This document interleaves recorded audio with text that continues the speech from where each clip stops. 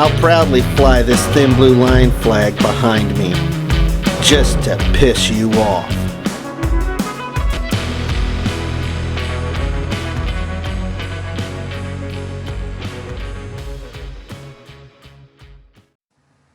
Hey everybody, it's Commentator Auditor here, and today we're doing another episode of What the Fuka, because Chille has fuka'd up history so bad that he does not understand how or why, or really any facts involving the Juneteenth celebrations that we celebrated just yesterday. So I'm here to correct his misinformation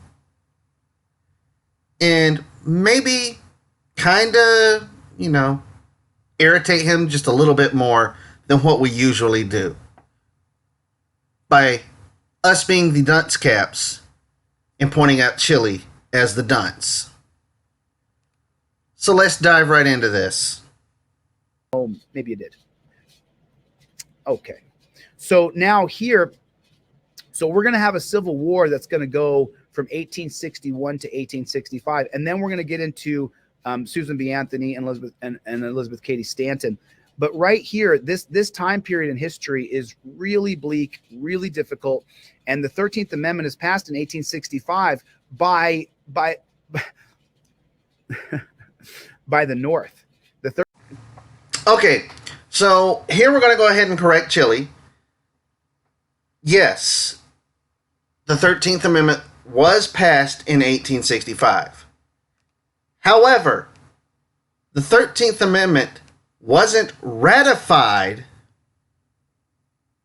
until Georgia ratified it 6 months after June 19th, 1865.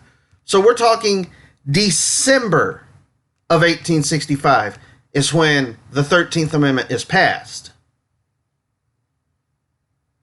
Juneteenth is not about the 13th Amendment. Juneteenth is about the Emancipation Proclamation.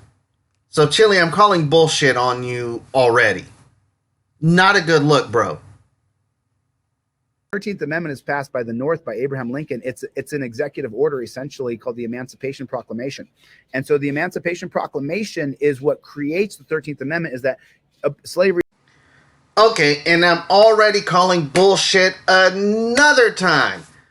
Chille, the Emancipation Proclamation is not the same as the 13th Amendment. It's not.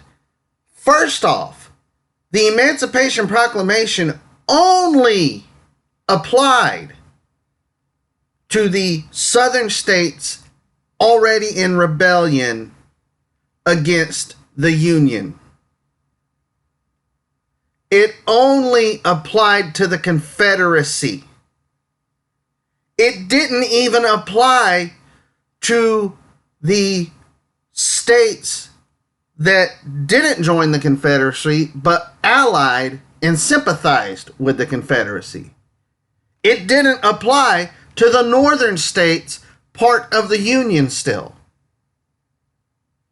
Only to the Confederacy. It's not the 13th Amendment. It's not what became the 13th Amendment. And the president doesn't pass the amendment. The amendments don't work like laws. Dude, I implore you to please go get a fucking education.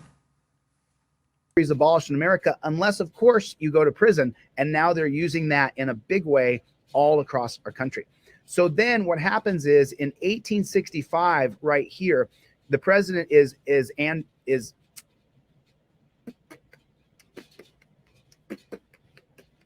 Abraham Lincoln's going to be assassinated. I just want to make sure you guys can see what I'm looking at here.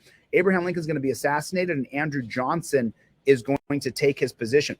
And when Abraham Lincoln is assassinated in April of 1865, as you can see right here, there's no PA system. There's no internet. Nobody knows, the announcement. There's no publication put out to, if you're a slave owner and the Civil War is over and the South has lost, there's not a big announcement to the slaves that, hey, they lost and you can leave the plantation now. Yeah, Chille, your history lesson is completely flawed. Of course, there's no social media platforms to get the word out to the slaves. It's the fucking 1800s, dude. There are, however, news outlets. There are newspapers. The thing about putting out the information about the Emancipation Proclamation. Did you forget in history class when you were going over the Civil War and slavery that slaves were punished if they even learned how to read? Slaves can't read newspapers. Do you think a slave owner, when the Emancipation Proclamation comes out in 1863, during the middle of the Civil War, do you think a slave owner is going to go out and say, hey, all you slaves, yeah, we're fighting to keep you, but yeah, the president just said you can go, you're free? That's not how the shit works, dude. It's a fucking war. The slave owners did not want to lose their slaves. They're not going to tell them, hey, the president just said you can go free. You're a moron, Chille. No. And then you're going to get into indentured servitude and to peonage contracts that we'll talk about in a second.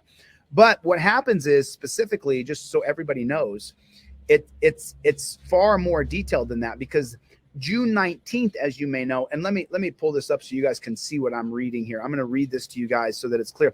So in 1865, when slavery is finally, wow, you guys, is that what you guys see? In 1865, when slavery is finally abolished, when we finally pass the 13th Amendment and we finally get it through, then let me read it so you guys can actually get the word for word verbatim of exactly what I'm looking at.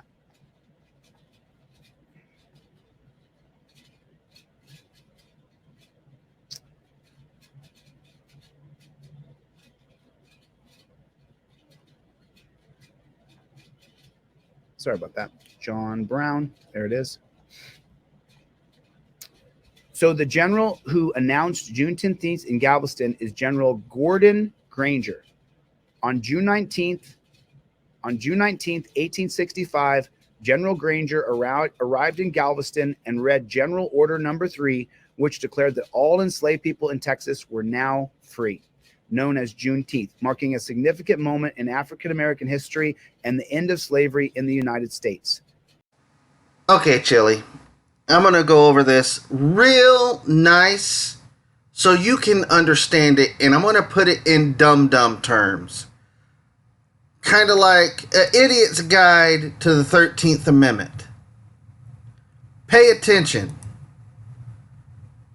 In 1863, President Lincoln issued the Emancipation Proclamation declaring all persons held as slaves within any state or designated part of a state, the people whereof shall then be in rebellion against the United States, shall be then, thenceforward, and forever free.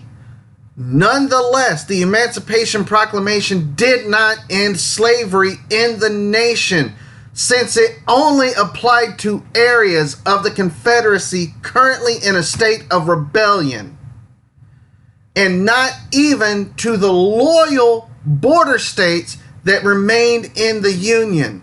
Lincoln recognized that the Emancipation Proclamation would have to be followed by a constitutional amendment in order to guarantee the abolishment of slavery. The 13th Amendment was passed at the end of the Civil War, before the Southern states had been restored to the Union, and should have easily passed in Congress. But though the Senate passed it in April of 1864, the House initially did not. At that point, Lincoln took an active role to ensure passage through Congress. He insisted that passage of the 13th Amendment be added to the Republican Party platform for the upcoming 1864 presidential election. His efforts met with success when the House passed the bill in January of 1865 with a vote of 119 to 56. On February 1st, a month after it passed in the House, Chille, February 1st of 1865, President Lincoln approved the joint resolution of Congress submitting the proposed amendment to state legislatures. The president can't just go, oh, Congress passed this and wants this to be an amendment. Oh, I'm going to sign it, and boom, it's an amendment. That's not how it works. Even once it goes through all the processes that a law has to go through, passed by the Senate, passed by the House of Representatives, and signed by the president, an amendment does not become part of the Constitution until it is ratified by 3/4 of the states. It wasn't finally ratified and became an amendment until December 6th, 1865. December 6th, 1865, Chille. Are you listening? Does your pea brain understand that? Juneteenth has nothing to do with the 13th Amendment. It has to do with the Emancipation Proclamation, which was passed and signed into effect by President Lincoln in 1863. God, you're a moron, dude. Grow up. Learn your history. Because you obviously do not have a knack for being a constitutional law scholar if you can't understand anything that I just said. You're an embarrassment as an American.